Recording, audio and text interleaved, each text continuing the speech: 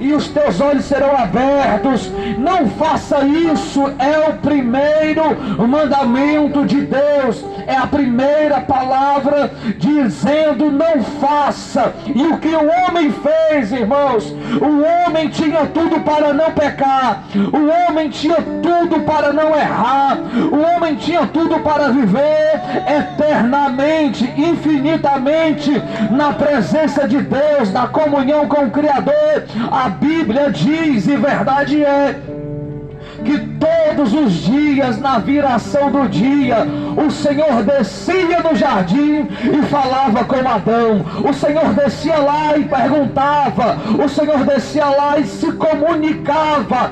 Perceba que sempre foi da vontade de Deus ter contato com o homem, ter comunhão, ter uma amizade, abrir a porta da comunhão. Sempre foi vontade de Deus.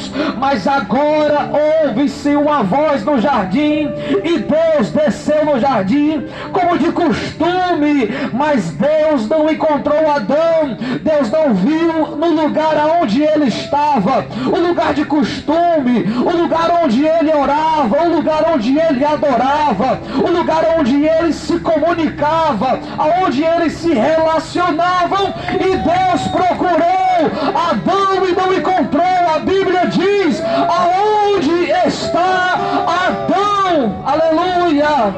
Oh, glória a Jesus! A Bíblia diz, irmãos, então, que Adão, o primeiro homem, tendo tudo para não errar, ele errou.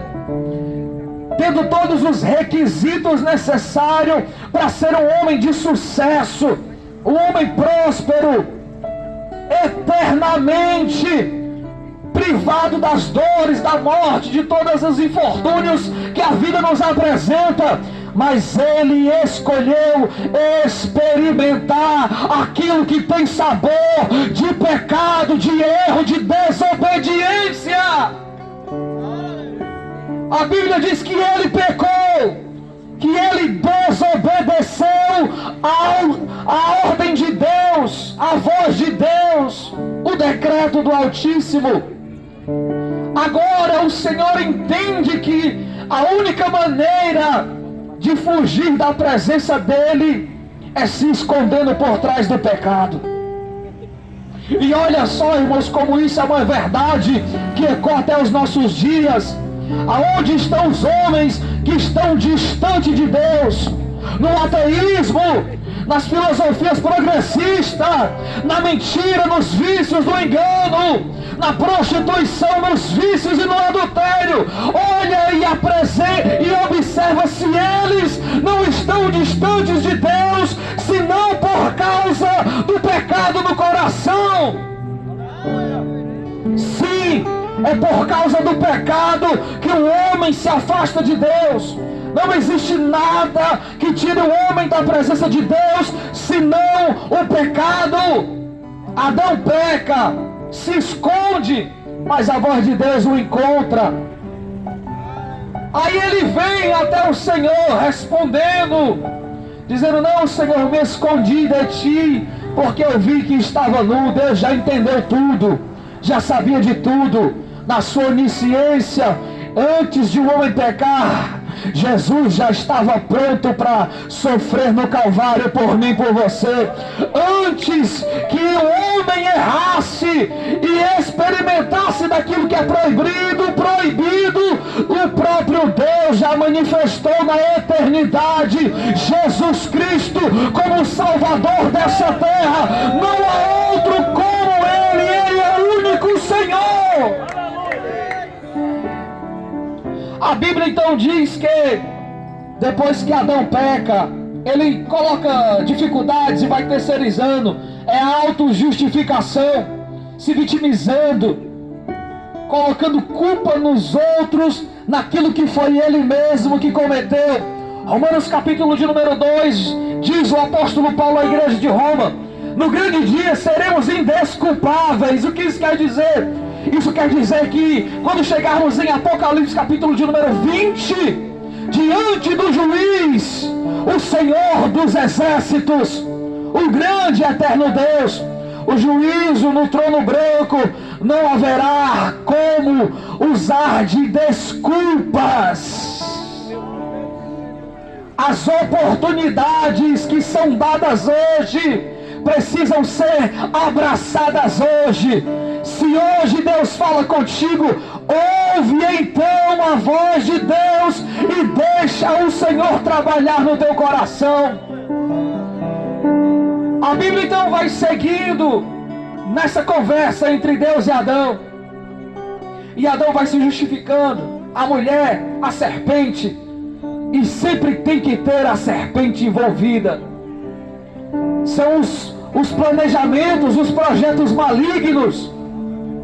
A Bíblia então diz que Deus fala naquele lugar. E Deus fala no Éden. E Deus fala a serpente. E Deus fala a Adão. E Deus fala com a mulher. Para a mulher, dores de parto. Para o homem, fadiga e cansaço. É do suor do rosto que vai ter que comer. Cardos e espinhos vão crescer na terra. Aquilo que era para ser 1000 maravilhas, agora já não vai mais ser. Aquilo que era para ser um lugar de delícias, já não será mais. Porque os homens trabalham, se cansam, se fadigam, e o suor pinga no rosto, é verdade. Mas esse é o único caminho para uma vida honesta e digna, é trabalhando para ter dentro de casa de maneira honesta. A Bíblia então diz que Deus fala com a serpente, e a serpente agora será uma inimiga, tanto dos homens como da mulher, da humanidade. Deus diz, porém, inimizade entre ti e a mulher. Dizem os observadores da Bíblia que então aparece a primeira palavra profética, o primeiro sinal messiânico, o primeiro sinal de salvação. Gênesis capítulo de número 3, o versículo de número 15, dizendo, porém inimizade entre ti e a mulher, e a tua semente e a semente da mulher. Você ferirá o calcanhar, mas aquele que há de nascer da mulher, lhe pisarás a cabeça. A palavra já estava apontando para o surgimento em Belém de Judá, o nascimento do Salvador da humanidade, chamado Emanuel, que quer dizer Deus conosco, Deus dentro do barro, Deus que não está longe, um Deus de perto. Aleluia! A Bíblia diz que por causa da transgressão de Adão, o pecado entrou no mundo. E por causa do pecado que entra no mundo, a morte também entrou. Há pelo menos 3 tipos de morte: a morte física, a morte espiritual e a morte eterna. A morte espiritual é a primeira delas. Explico. A morte espiritual é aquela que é experimentada ainda em vida, ou seja, são mortos vivos, segundo a Bíblia. A Bíblia fala de zumbi, fala, irmãos. Efésios capítulo de número 2, diz o apóstolo Paulo que nós estávamos mortos nos nossos delitos e pecados. Sabe o que é isso? É ter olhos e não ver, ouvidos e não ouvir, é ter todos os sentidos e nada funcionar como foi criado. Os homens ouvem a voz de Deus, mas desprezam a voz de Deus. Os homens veem as obras de Deus e desprezam aquilo que é criação das mãos do Todo-Poderoso.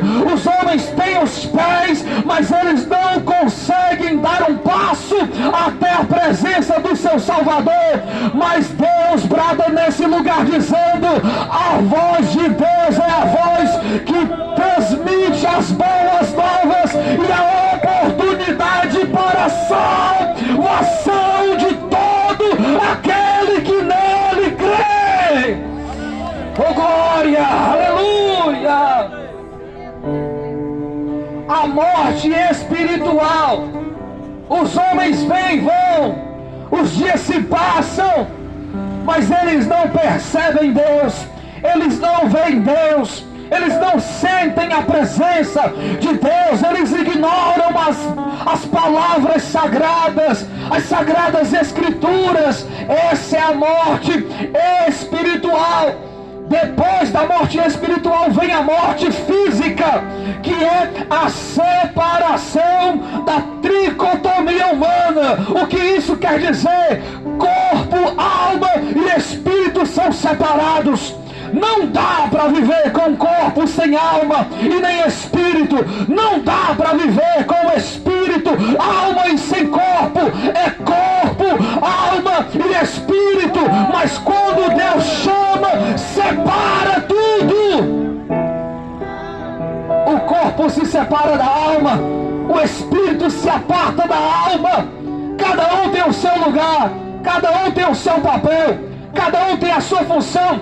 A Bíblia diz, Gênesis capítulo 5, verso de número 5, e Adão viveu fora do jardim 930 anos e morreu. Aí eu pergunto, Deus criou Adão para morrer? Não! Ninguém foi criado para morrer. Os nossos amigos, a nossa parentela, os nossos irmãos, ninguém nasceu, ninguém foi predestinado, ninguém foi construído, criado para morrer. É consequência do pecado, é consequência da desobediência a Deus.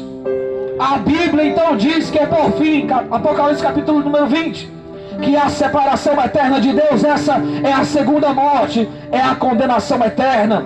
Diante dele não poderemos mais dizer nada, porque o advogado justo e fiel, como diz a primeira carta de João, ele está advogando por nós, agora, nesse exato momento. Mas no dia que nós expirarmos, irmãos, no dia que os nossos dias contados se acabarem, nada mais poderá ser feito. Então toda escolha, toda decisão, toda oportunidade que eu tiver, se é hoje, se foi ontem, se será amanhã, não sabemos se o amanhã abrir-se-á uma porta para a salvação. Nós temos o direito de dizer não, mas também não teremos o direito de pedir socorro diante do lago de fogo. Diz a Bíblia que diante do trono branco de Deus, Ele vai mandar, Everton, abrir um livro. E que livro é esse? É o livro da vida. Ele vai procurar o nosso nome lá. E se Ele não te encontrar lá, nós desceremos para o lago de fogo.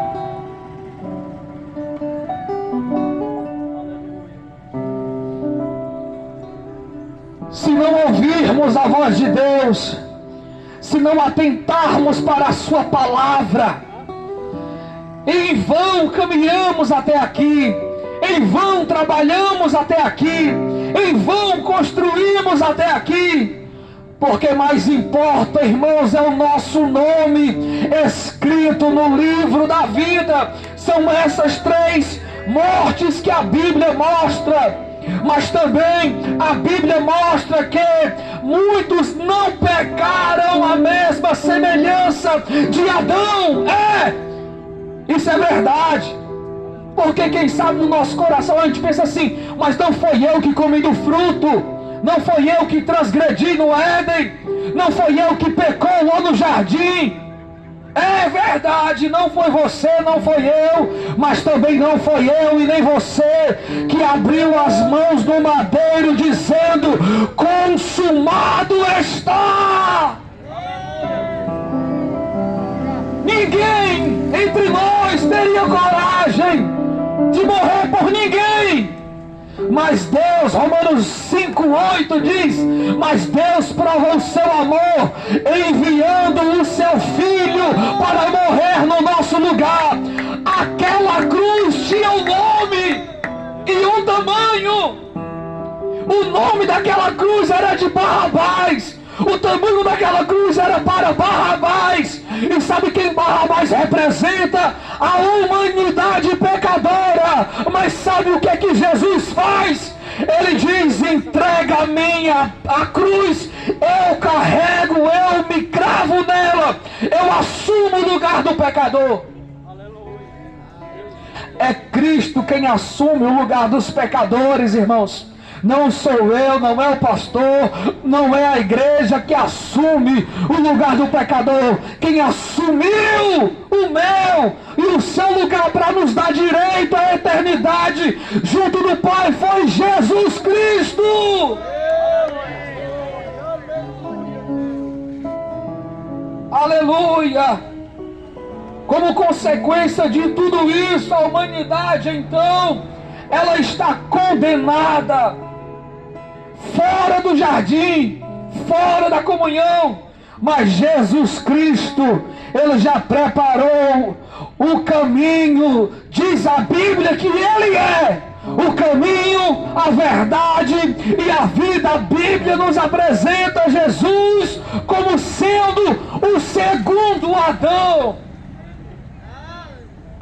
A Bíblia então diz que se o primeiro Adão, ele era a criação, a cabeça de tudo, ele era a coroa da criação, o sexto dia, onde Deus cria o homem, sopra no seu nariz o Espírito de Deus e faz dele alma vivente.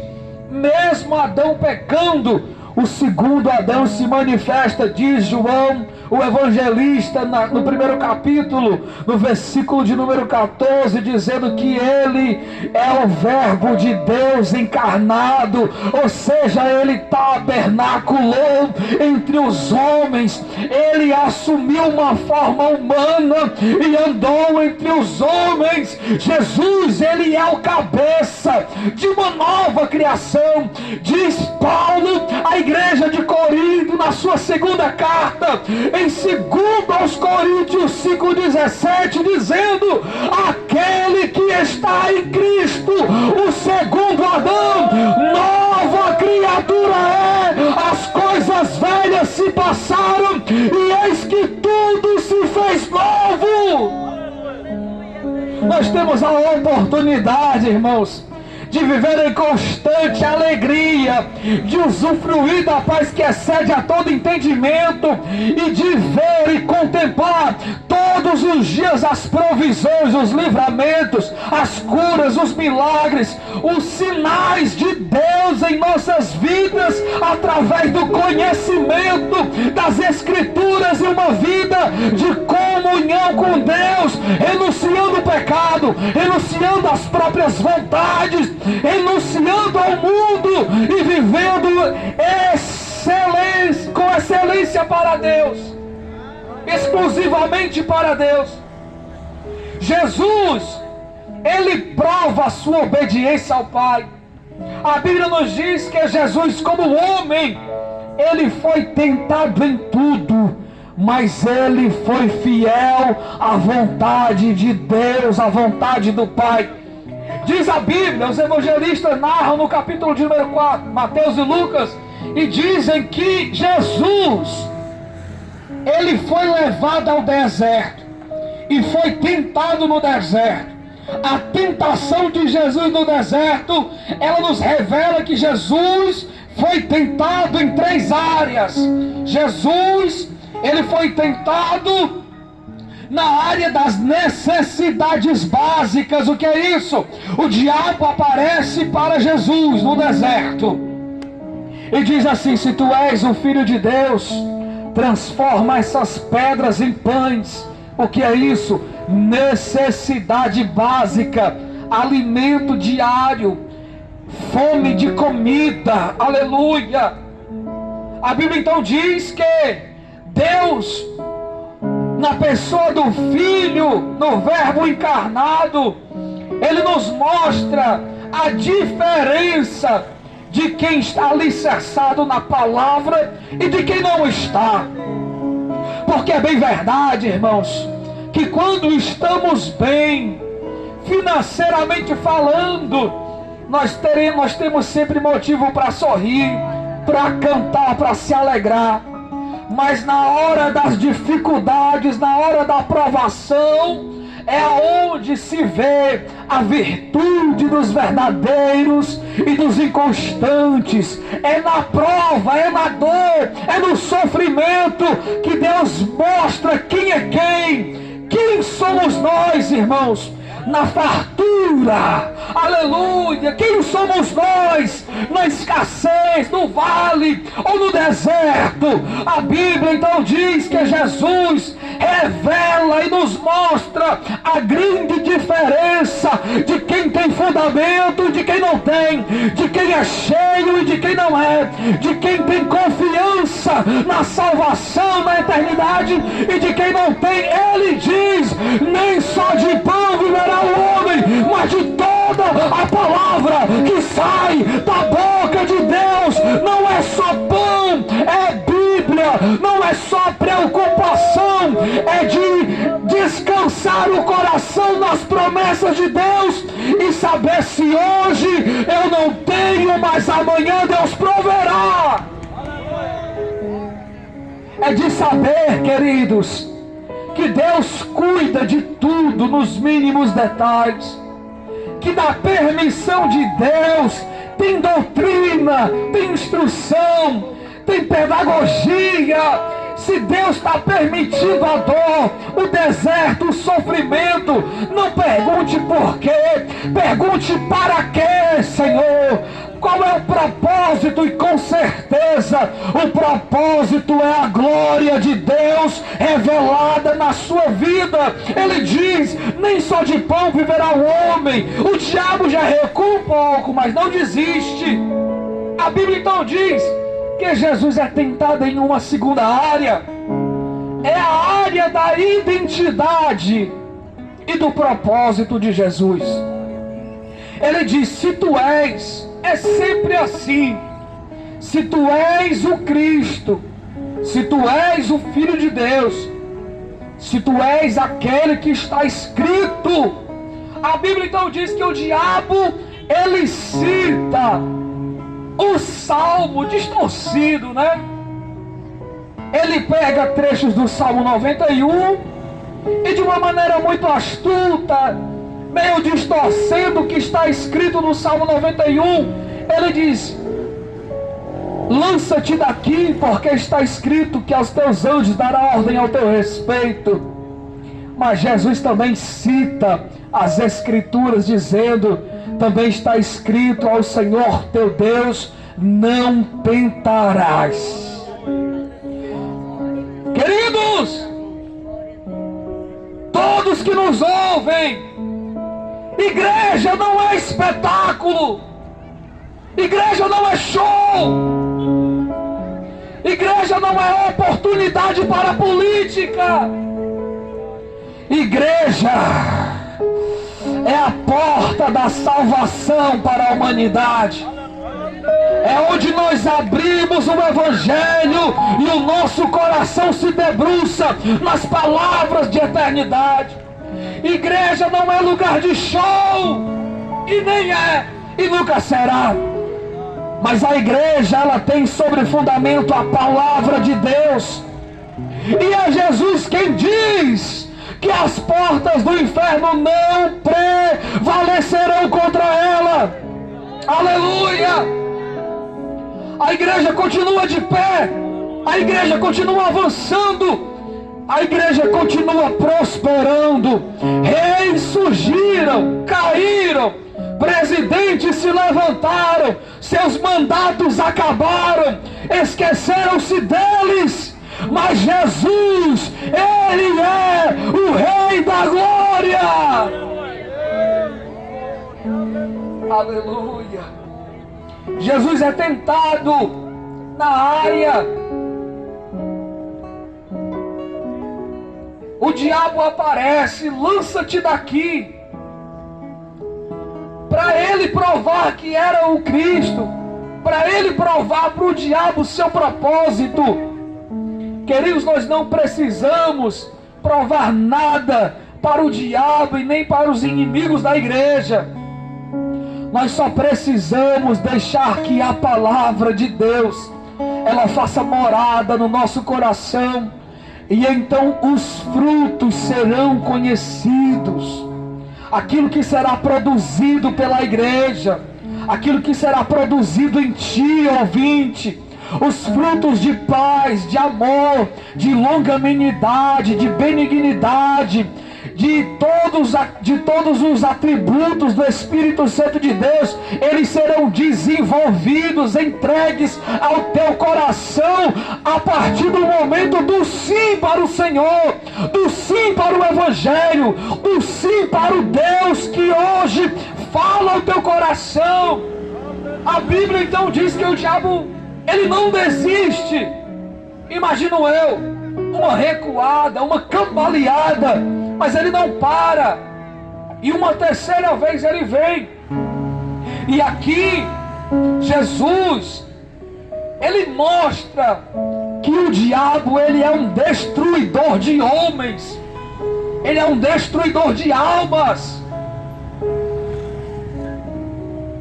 O diabo não só mata nas guerras, irmãos, mas ele também mata nos vícios e na mentira. Ele é extremamente articulador, estrategista de guerra. Ele já ocasionou diversas guerras. Eles já fizeram com que países se exterminassem. Já teve uma guerra mundial, já teve duas. Estamos beirando uma terceira guerra mundial. Estamos vivendo os dias proféticos, aonde está escrito rumores de guerra. A Bíblia já fala, a Bíblia já diz.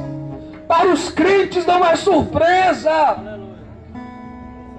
Mas então agora o diabo aparece uma terceira vez para Jesus, o tentando na área da ganância e do poder. E posso ser sincero aqui nesse lugar, o diabo já derrubou muitos homens, irmãos.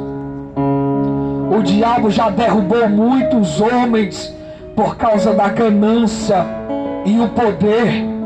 Quantos nós conhecemos que não era nada, mas passou no concurso, se tornou alguma coisa, já não olha no teu rosto, já não fala contigo, mora do teu lado, mas nem te cumprimenta. O que é isso? É o orgulho, é a ganância, é o poder. Dizem que ele faz pacto com os homens, oferecendo as riquezas da terra.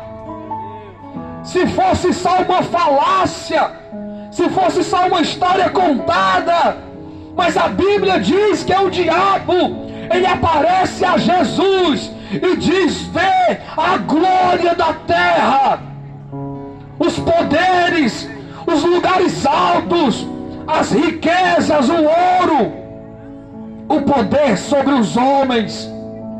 E ele diz: tudo isso eu te darei, se prostrado me adorares. Tudo que o diabo queria era que Jesus duvidasse de quem ele era, titubeasse em algum pensamento e dissesse: é verdade, o diabo tem para dar, eu vou receber. Tudo que o diabo queria ouvir era um sim de Jesus. Mas Jesus, mais uma vez, ele prova que o conhecimento na palavra, uma vida de comunhão, conhecimento bíblico, ainda livra de muita coisa. Ele cita o que está escrito em Deuteronômio, capítulo de número 5, dizendo: somente a Deus, aleluia, somente a Deus adorarás, somente a Ele prestarás culto. Ele é o único Deus. Cadê a igreja que concorda comigo? Ele é o único Deus. Cadê a igreja que concorda comigo? Ele é o único Deus. Aleluia, aleluia. Depois disso, irmãos, o diabo ele sai de perto de Jesus. Ele se retira. A Bíblia diz que Jesus então ele vence. Ele anda na fidelidade. O que vai fazer o diabo recuar das nossas vidas é o conhecimento da palavra, é o viver em comunhão com Deus. Está escrito pela boca do apóstolo Tiago: achegai-vos, pois, a Deus, e Ele se achegará a vós.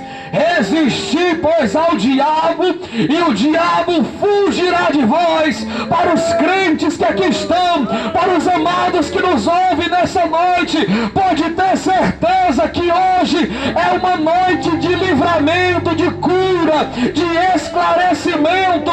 Hoje é noite que você recebe luz no teu coração. Pode ter certeza que uma porta vai se abrir, e é a porta da salvação, porque Deus deseja salvar a todos os homens. Aleluia! A Bíblia diz que Jesus vence ali, o diabo se retira, nos fazendo entender, irmãos, que a vida do homem, ela precisa estar centralizada sempre em Deus. Do que adianta ganhar o mundo inteiro e perder a sua alma? Eu não digo que o homem ele não conquiste, que ele não tenha suas ambições, que ele não trabalhe, que ele não prospere. Pelo contrário, trabalhe, sonhe, projete, vai atrás, acorde cedo, não desista, não baixe a cabeça, persevere naquilo que é sonho seu, persevere naquilo que Deus entregou nas suas mãos. Mas entenda, o que é da terra fica na terra. Carros ficarão, motos ficarão, prédios, casas, palácios ficarão, mas ao soar da trombeta, a igreja que ouve a palavra receberá o contato com o Criador. A trombeta vai tocar e a igreja vai subir. Oh, glória! Aleluia! A Bíblia diz, o escritor aos Hebreus, do capítulo de número 10, o versículo 37, porque só um pouquinho de tempo, e o que há de vir virá, e não tardará. Primeiro aos Tessalonicenses, capítulo de número 4, verso de número 16, diz: dada a palavra de ordem, o Senhor Deus, Ele mesmo descerá com voz de arcanjo e a trombeta de Deus na mão, e os mortos que estão ressuscitarão primeiro, e depois nós, os que estivermos vivos, subiremos ao encontro dele nos ares.